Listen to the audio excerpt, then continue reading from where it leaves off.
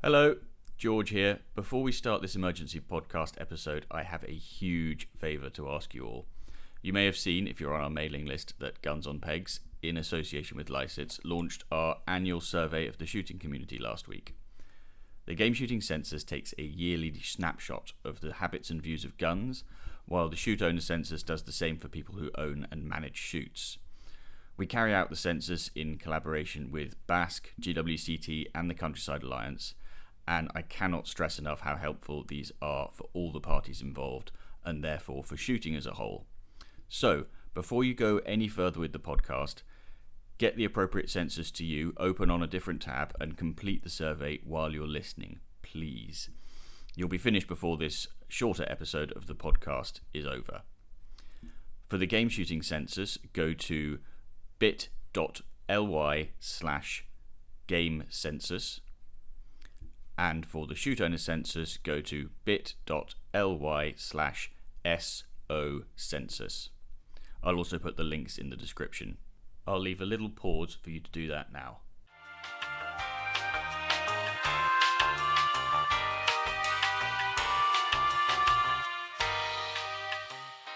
Right. On with the show.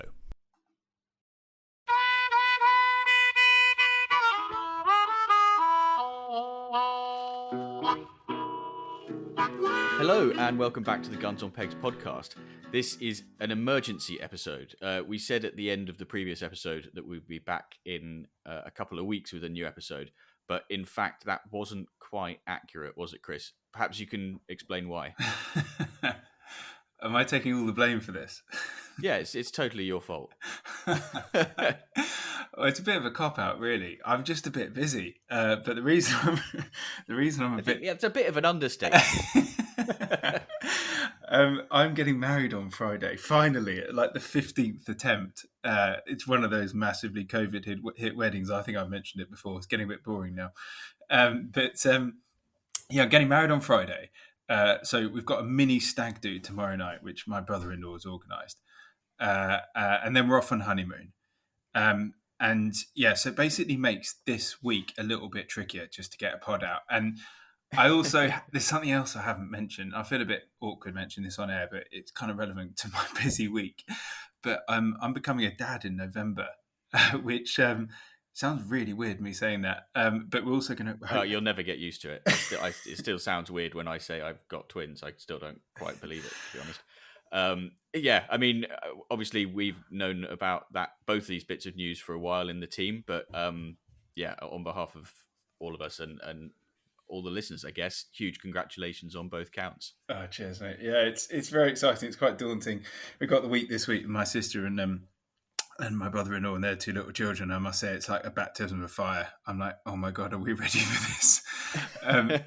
But we hopefully find out the gender of this future child on Thursday. So Wednesday stag do, Thursday hospital visit, Friday wedding, Saturday honeymoon. We're rushing out a real quick 15-minute pod before I go and sort out wine and stuff. And where's the honeymoon to? Obviously we're staying in the UK.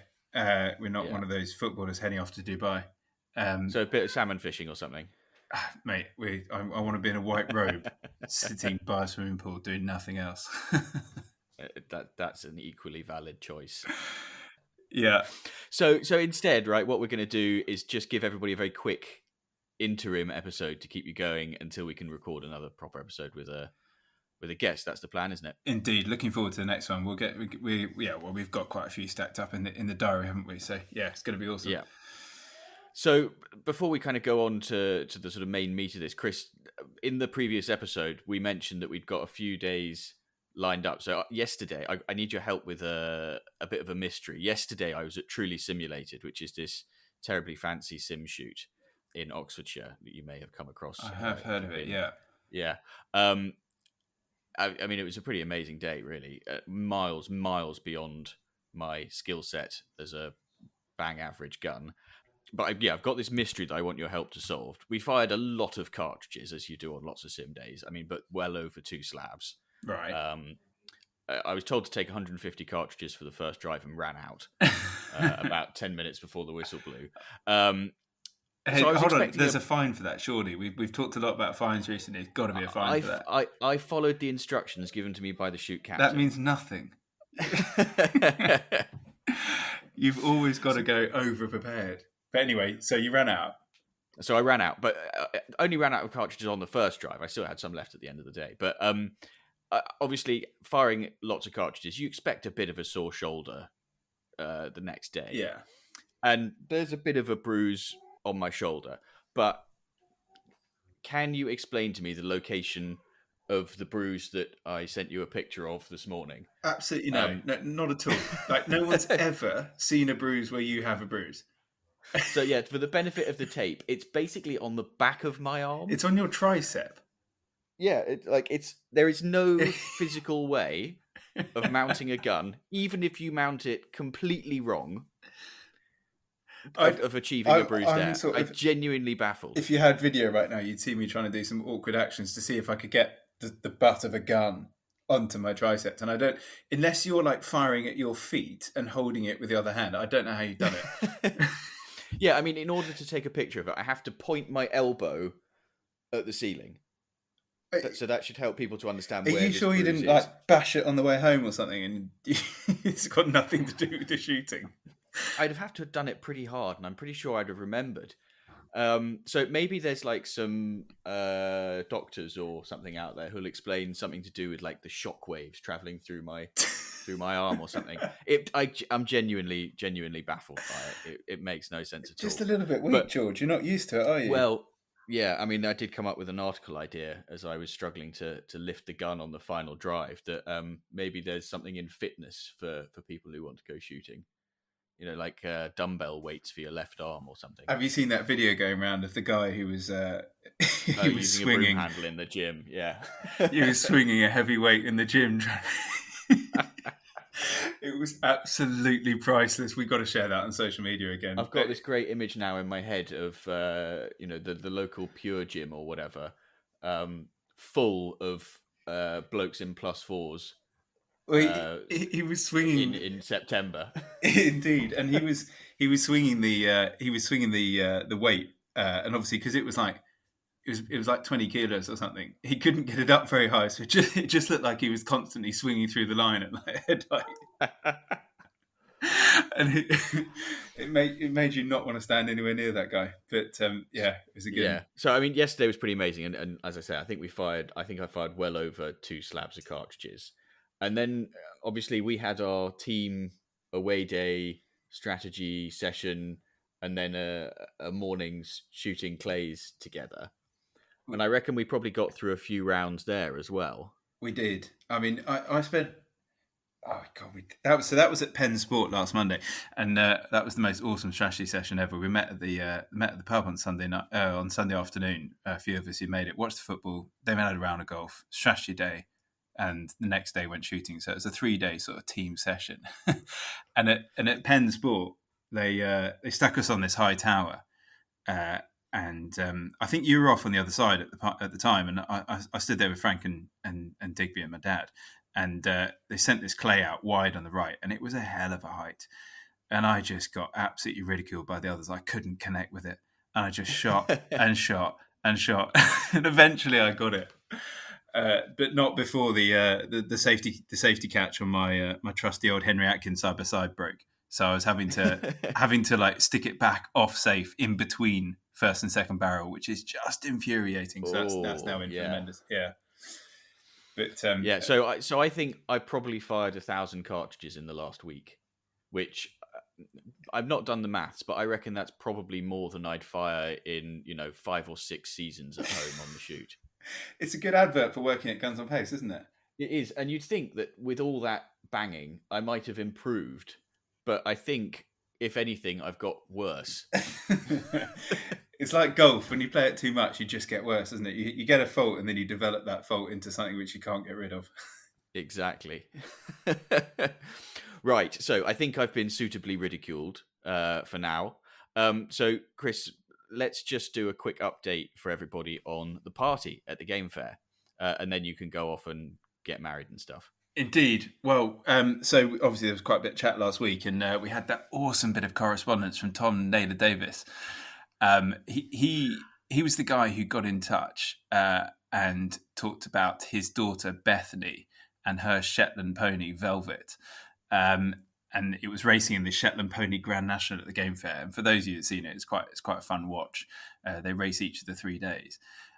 So on the last pod, we talked about sponsoring the horse, and we asked Tom on air, and I hadn't spoken to him. I had a chat with him literally half an hour ago, and we asked on live on air if we could change the name to your awesome suggestion of change the name of the horse to "What's That You're Drinking," which is just genius. Anyway, you'll be really pleased to hear, George. Tom loved the idea. He's got to do some asking. So apparently there could be forms to fill in. There's all sorts of red tape. You know what it's like. There's always forms. Yeah, but I think there's a couple. I mean, there's also his daughter who he's just got to get this by. But he's trying really hard. And he said to us, right, send us your... he said to us, send us your logo. And so we're sending in the Guns on Pegs podcast logo. And he's going to have it stitched into Bethany's breeches for the Shetland Pony Grand National at the Game Fair. So this is absolutely awesome. So, and in return, what we've committed to doing is making pretty decent donation to the Bob Champion Cancer Trust, which the Shetland Pony Grand National runs in aid of. And so that's how this is all happening. But I'm super excited. So Tom's gone away, firstly, to get the logo stitched on, but secondly, to see if we can change the name of Velvet to "What's That You're Drinking?" Which I'm so excited about that. So we're going to get it all over social media. And basically, if you're at the Game Fair, we need you there cheering on Bethany, because this is... Can you imagine this is 500 gold. People shouting, "What's that you're drinking?" This is so good. We really obviously want to be cheering her on. We need as much support as we can for Bethany. So get down there. It's on each. She'll be riding on each of the 3 days at the Game Fair. So if you're going, you won't miss her. Are there bookmakers? I can't remember. Oh God, there's an idea, George. I mean, yeah, I'm not suggesting that we should run a book, but if there is a bookmaker, I'm definitely putting a few quid on her. Why can't we run? I mean, I suppose you've got to know a thing or two, don't you? And there's... Yeah, I think you probably need a license. Really? Yeah, I'm not sure illegal bookmaking. How 2021?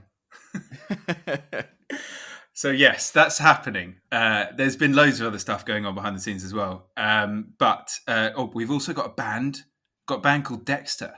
They're awesome. They're all sorted. They're coming, had confirmation. It's a 5-piece band. They've got male and female vocals, and they've got vocals, and they've got an awesome back catalogue of songs that they've got. So we're going to have they're a covers band, right? So yeah.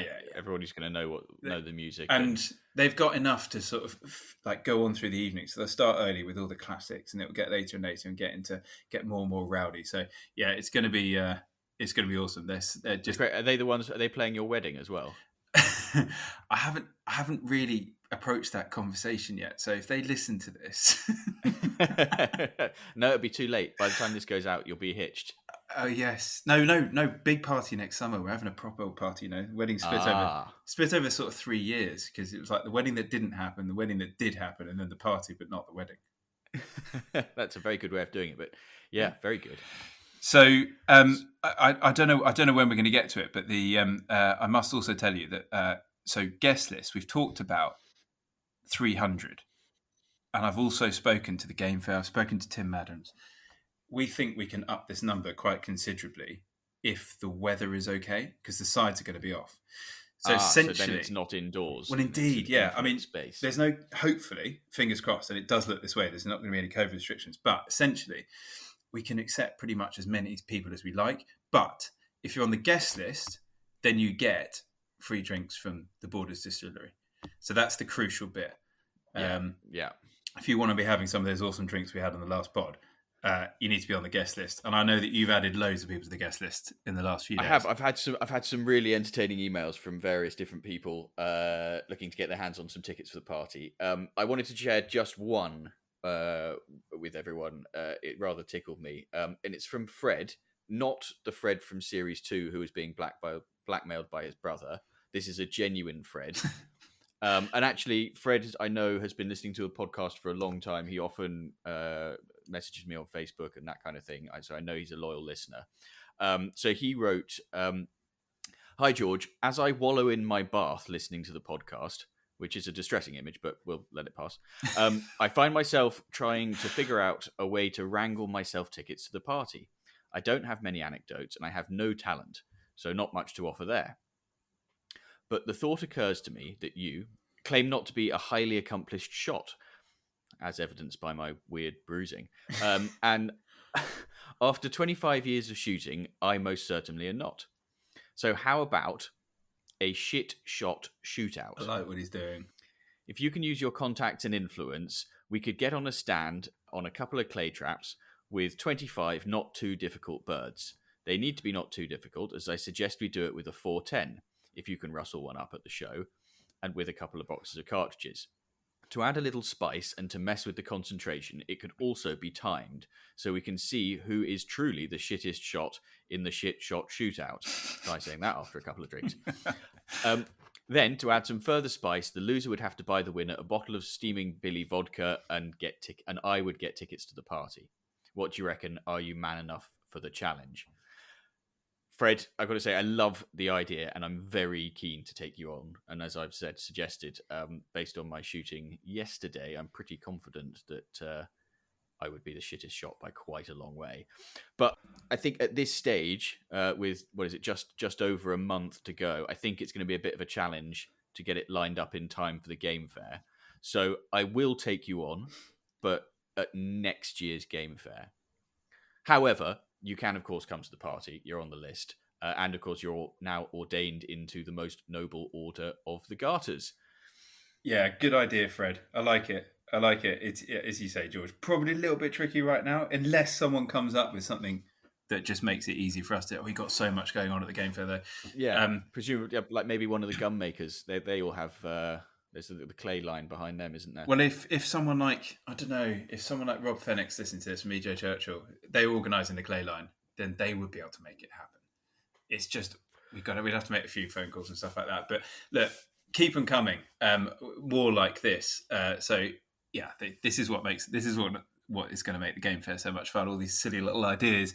But hey, have you seen that latest draw on Tweedle? I think I saw something, but I've been, I was out yesterday and I've not really been looking very closely at these things. Okay, so Tweedle, for those that aren't aware of it, is a raffle platform with lots of sort of awesome shooting related prizes. Their latest draw is raising money for the Country Food Trust, which obviously the party is doing a lot for as well. Basically everything in the party raises money for the Country Food Trust, and there's a big raffle going on there as well. But on this draw on Tweedle, you can win a luxury farmhouse for 16 people for the Game Fair weekend, just down the road from Ragley Hall, where Game Fair is being held. That knocks a tent into a cocked hat, doesn't it? I mean, straight after restrictions eased and all the rest of it. I mean, and it's a hell of a farmhouse. It includes 16 tickets to the Game Fair and 16 lunches in Tim Adams' Nice and Wild restaurant. And I've just had a thought that we should throw in 16 guest list invites to the party as well. So essentially, you're getting yourself like a mate's weekend, like a hell of a weekend. So how much are tickets? So it's 25 quid for a ticket, but there's a maximum of 1,000 that can be sold. Okay. So your odds are pretty good. And obviously that 25 quid goes straight to the Country Food Trust. Tweedle aren't taking any of it out of this. This is all for the Country Food Trust. Oh, so yeah, people should go and buy like 10. Well, indeed. Yeah, exactly. I mean, then it's 250 quid donation to the CFT. Yeah. Perfect. So yes, going into the draw on Tweedle, and then we'll see you and your 16 mates at the game, or your 15 mates at the game fair, if you win that. Yeah, that sounds like an epic weekend, by the way. I mean, some serious headaches, I think, probably. You're going to have to sack off working to enjoy it properly, but very good. Great. Well, I think that's just about it for the update. So, yeah, Chris, I think you better head off, hadn't you? I'm heading off to the wine shop to buy some more champagne for Friday. We've decided we're a bit short because, didn't realise that these things are often thirstier than the average dinner party.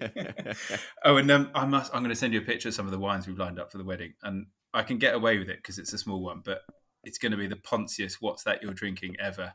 I'm determined to top Richard Crofts' drink he brought to the pod the other week.